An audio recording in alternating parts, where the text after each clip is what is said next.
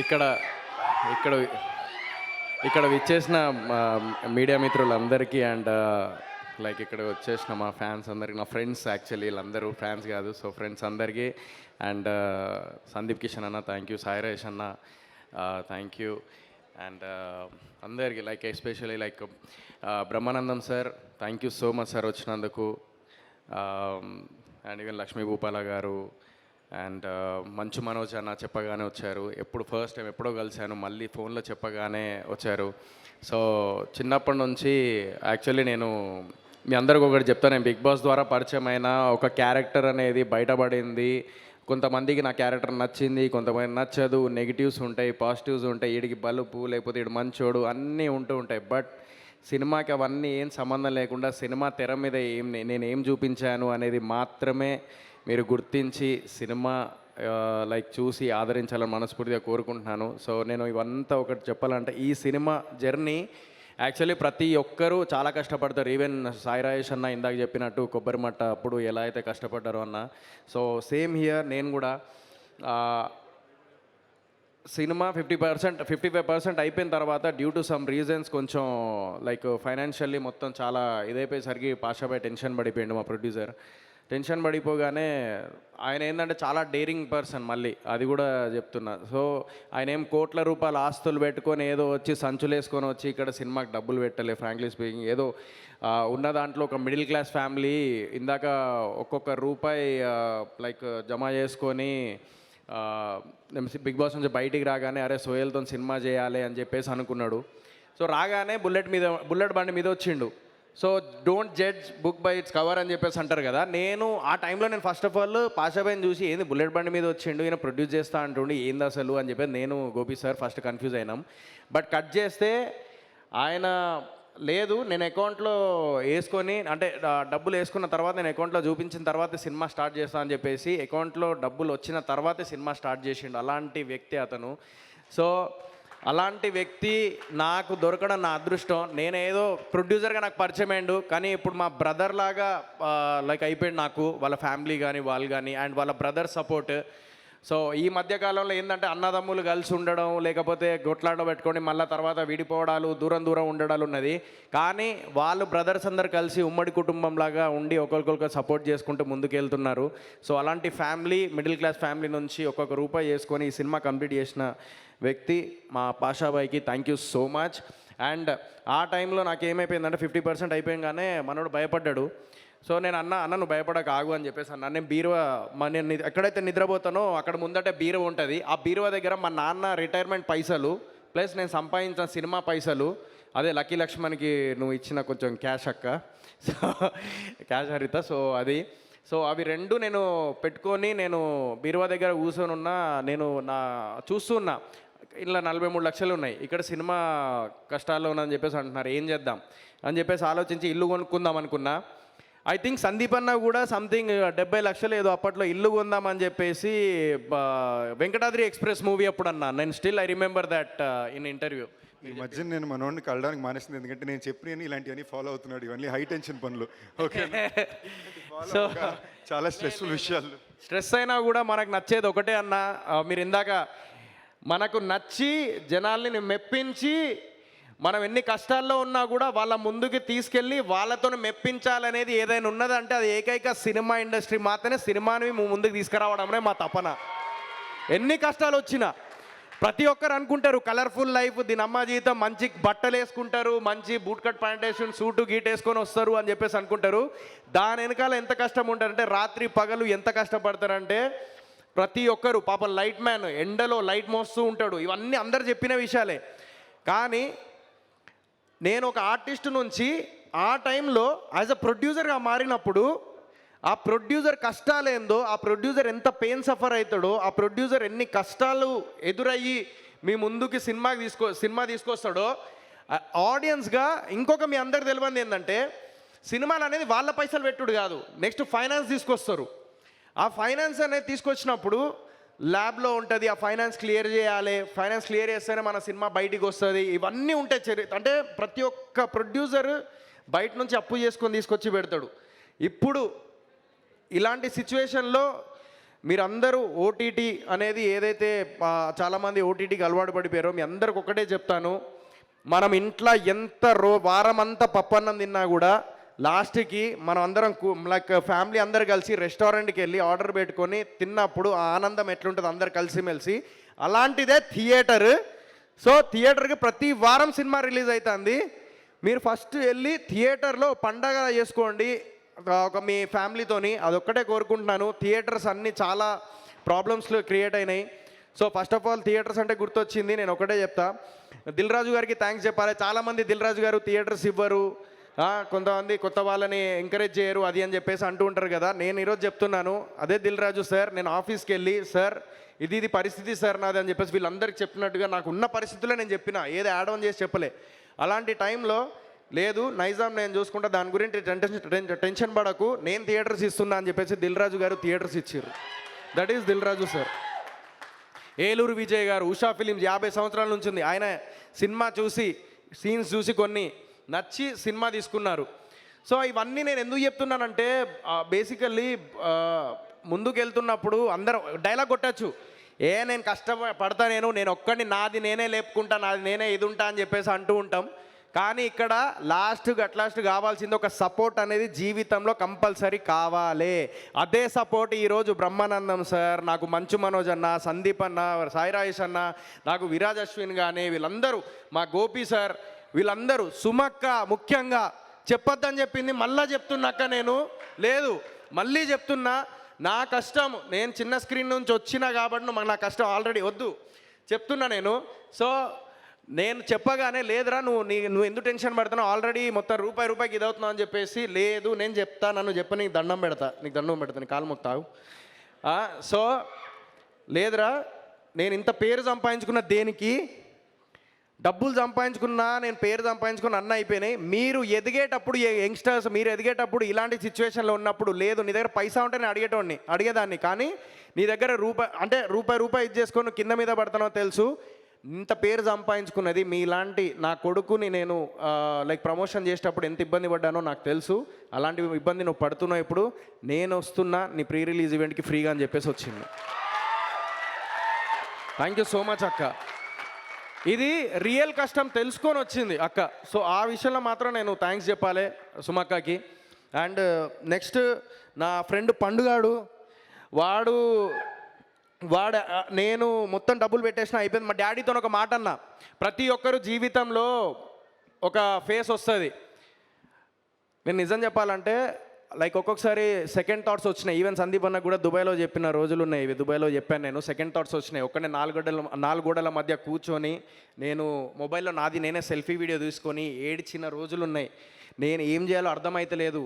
అందరేమో like అరే ఈడేంది different సినిమాలు తీసిండు, ఓకే, బట్ నెక్స్ట్ ఈడు సినిమాల్లో హీరోగా నిలబడతాడా. కొంతమంది ఏమో టీవీ ఇండస్ట్రీలోనే ఉండిపోరా, నువ్వు అక్కడే ఉండిపోరా, లేకుంటే ఇది కరెక్ట్ కాదు ఇది అది అని చెప్పేసి అన్నారు. బట్ మీ అందరికి సింపుల్ ఎగ్జాంపుల్, ఈరోజు సోహెల్ అనే వ్యక్తికి ఇంతమంది ధైర్యం, నా ఫ్రెండ్ గాడు పండుగాడు కానివ్వండి, పాషా గారు కానివ్వండి, లేకపోతే ఇంతమంది నా కోసం వచ్చారు కదా, ఇదే నా ఆన్సర్. ఇంతమంది వచ్చారంటే ఓకే ఈడు ఎదుగుతున్నాడు, ఈయన్ని సపోర్ట్ చేయాలని చెప్పేసి వచ్చిర్రు.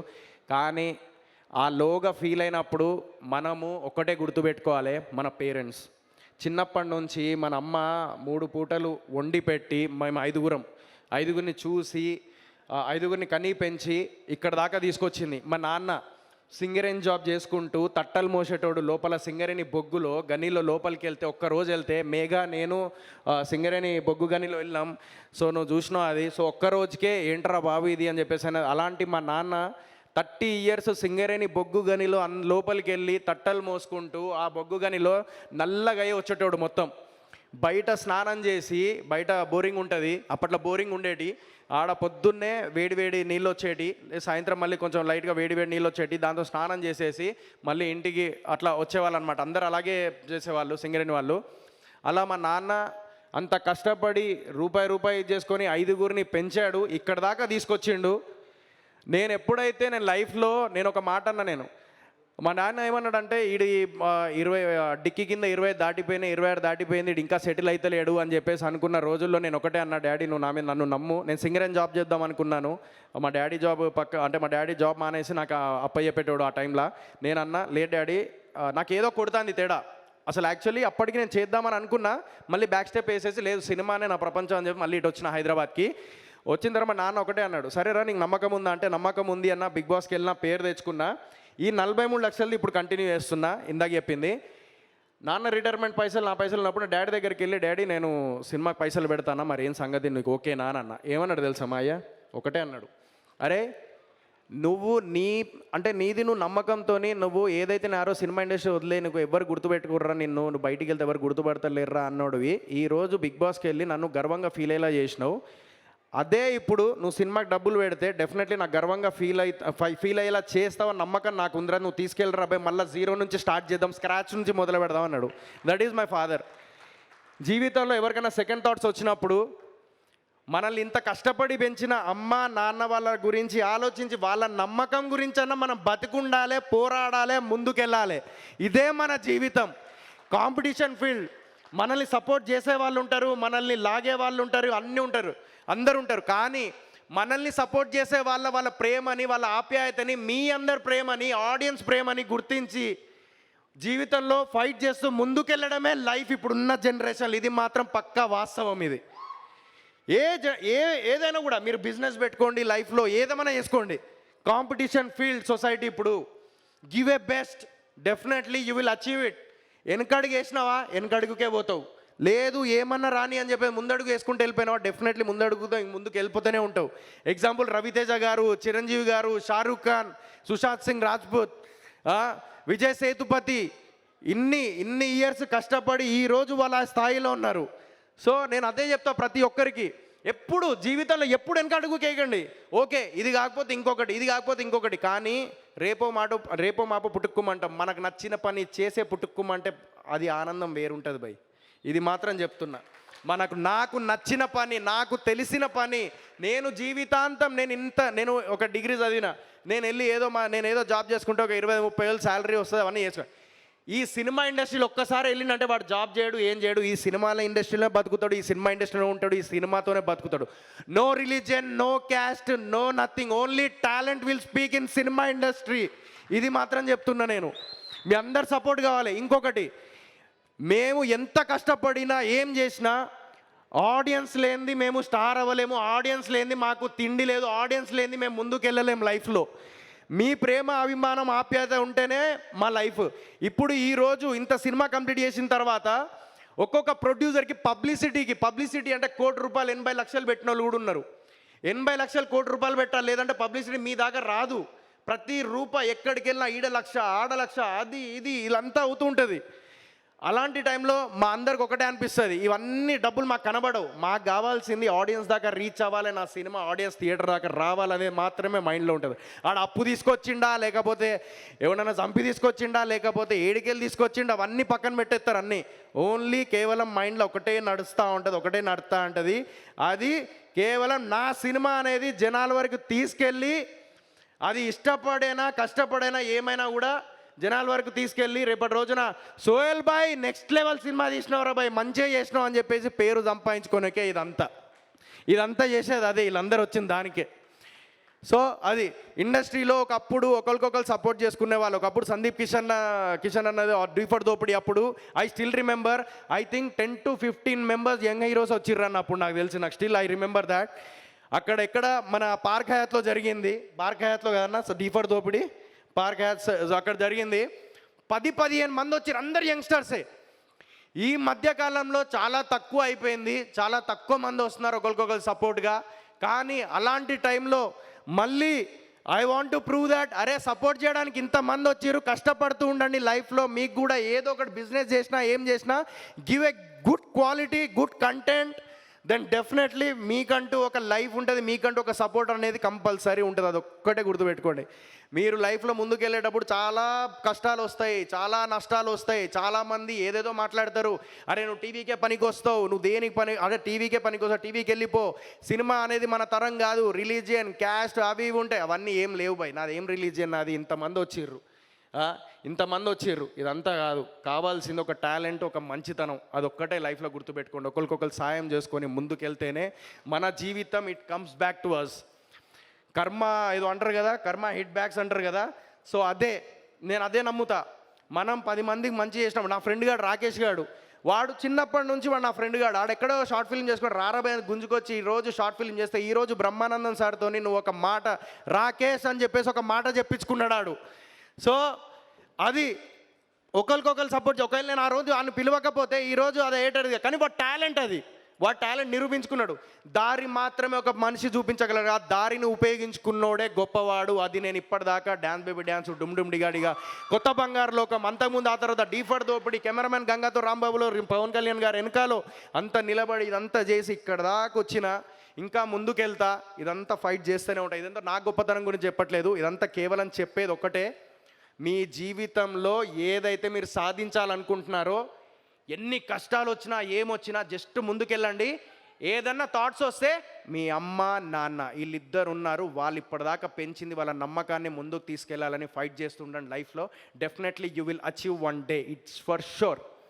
ఇది నేను ఎందుకు చెప్తున్నానంటే, ఇది నేను అనుభవించిన లైఫ్లో ఎవ్వరు అనుభవించి, చాలామంది ఇక్కడ చాలామంది డిప్రెషన్లోకి వెళ్ళి ఉంటారు, వాళ్ళందరికీ చెప్తున్నా, డిప్రెషన్లోకి వెళ్ళి don't take sum second decisions and all, think about your parents and think about your friends, like పండు నాకున్నాడు అలా. సో 100% జీవితంలో మీరంటూ ఒక అచీవ్ చేసుకుంటారు. And at the same time thanks to each and every one. And director Koneti sir 2 years వాళ్ళ ఫ్యామిలీని ఇప్పటిదాకా ఒక cinema చేయలేదు. చాలామంది డైరెక్టర్స్ సినిమా చేసిన తర్వాత ఇంకో సినిమా చేస్తారు, బట్ శ్రీ కోనేటి ఇప్పటిదాకా ఒక సినిమా చేయకుండా 2 years నుంచి మేము అన్న ఇంత బడ్జెట్ ఇవ్వగలుగుతా అంటే ఉన్న బడ్జెట్లో మేము ఇస్తూ ఉంటే దాన్ని కంట్రోల్ చేసుకుంటూ వాళ్ళ ఫ్యామిలీని పోషిస్తూ 2 years వరకు కష్టపడుతూ ఇదే బూట్ కట్ బాలరాజు మీద ఉన్నాడు. ఈ బూట్ కట్ బాలరాజు అని నా ఒక్క కష్టం కాదు, డైరెక్టర్, ప్రొడ్యూసర్ అందరి కష్టం. భీమ్స్ అన్న మాకు ఎంత సపోర్ట్ చేసిండు, ఇంత మంచి మ్యూజిక్ ఇచ్చి హిట్ కొట్టిండు. అనుదీప్ దేవ్ అన్న మేము చెప్పంగానే ఆయన కూడా అరే నేను కూడా సినిమా చూసి నచ్చి ఆయన మొత్తం బ్యాక్గ్రౌండ్ మ్యూజిక్ కొట్టి ఇంకా లేపిండు సినిమాని. సో ఇంతమంది కష్టం ఉన్నది. విఠల్ అన్న ఆర్ట్ డైరెక్టర్, అన్న ఇవో 2 లక్షలు తక్కువనే ఆయన తీసుకో అంటే సరే అని చెప్పేసి అన్నాడు. మా దనియేలా అన్న పోస్టర్ డిజైనర్, ఆయన యష్ మన అదేంటి మొన్న KGF సినిమాకి కూడా పోస్టర్ చేసిండు ఆయన. దనియేలా అన్న నా దగ్గరికి ఇది పరిస్థితి అని అంటే ఆయనే. సో మన చుట్టుపక్కల ఎప్పుడు ముళ్ళులు ఉండవు, మన చుట్టుపక్కల పూలతోని అండ్ హారతి పట్టే వాళ్ళు కూడా ఉంటారు. వీళ్ళందరూ నా మనుషులు అని చెప్పేసి గర్వంగా చెప్పుకుంటున్నాను నేను ఈరోజు. అండ్ వంశీశేఖర్ అన్న, మా డిజిటల్ మా అఖిలేష్ అన్న, వంశీశేఖర్ అన్న, థ్యాంక్ యూ సో మచ్ అన్న. వంశీశేఖర్ అన్న కూడా సేమ్ యాజ్ ఇట్ ఈస్, నా దగ్గర లేవన్న, పైసలు లేవు, ఏం చేద్దాం, నా దగ్గర లేవు, ఏం చేయాలంటే అరే తమ్ముడు నువ్వు హిట్ కొట్టు, తర్వాత చూసుకుందాం అని చెప్పి ఆయన నాకు సపోర్ట్ చేస్తూ వస్తున్నారు వంశీశేఖర్ అన్న. సో వీళ్ళందరికీ నేను థ్యాంక్ యూ సో మచ్. నేను ఈరోజు చెప్పాలనుకున్నాను, ఐ థింక్ చాలా లేట్ అయిపోయింది, బట్ నేను ఈరోజు ఇదంతా ఎందుకు చెప్తున్నానంటే, జీవితంలో మనకు సపోర్ట్ చేసే వాళ్ళు చాలామంది ఉంటారు, ఎప్పుడు వెనకాడకండి, డెఫినెట్లీ ఒక టైం వస్తుంది. అండ్ చిరంజీవి గారికి కంగ్రాచులేషన్ సార్, పద్మ విభూషణ్ వచ్చినందుకు అందరూ అభిమానందులు మీకు ఉన్నాయి సార్. అండ్ నాగార్జున సార్ ఎప్పుడు సపోర్ట్గా ఉన్నారు నాకు, బిగ్ బాస్లో కూడా లైక్ చేశారు, లైక్ మూవీ పేరు చెప్పారు. And Sony music thank you. And అంతే. So thank you so much. And ఎవరైనా పేరు మర్చిపోతే సారీ, కాసర్ల శ్యామ్ అన్న థ్యాంక్ యూ. అండ్ పాషాబాయ్, ముఖ్యంగా మా అందరికీ ప్రిన్సిపల్ ఒక ఆయన ఉన్నారు. బేసికల్లీ ఇక్కడ దాకా రావడానికి మేము అందరం కారణం ఏంటంటే బెక్కెం వేణుగోపాల్ సార్. ఆయన యాక్చువల్లీ అంత మన ఏమంటారు సినిమా చూపిస్తామా అండ్ నేను లోకల్, పాగల్ ఇలాంటి సినిమాకి ప్రొడ్యూస్ చేశారు. ఈ సినిమా ఈరోజు ఈ కథ కానీ ఇదంతా ఇంత కమర్షియల్గా రావడానికి కారణం మెయిన్ రీజన్ మా గోపి సార్ ఎప్పుడు దిల్ రాజు సార్ గురించి చెప్తూ ఉంటారు. సినిమా అనేది ఒక్కసారి చేసిన తర్వాత చూసిన తర్వాత మళ్ళీ ఆడియన్స్కి వెళ్ళిపోయిన తర్వాత మళ్ళీ నువ్వు సినిమాని ఏం చేయలేవు. సో ఒకసారి సినిమా చూసుకో, రీషూట్ అయితే నువ్వు 4 కోట్లు 3 కోట్లు పెట్టినాడు, ఇంకా 10 లక్షలు పెడితే అది ఇంకో సీన్ అయిపోతుంది, రీషూట్ అయిపోతుంది. అంటే 10 లక్షలు పెట్టు, ఏం కాదు, అప్పు సొప్పైనా పెట్టు.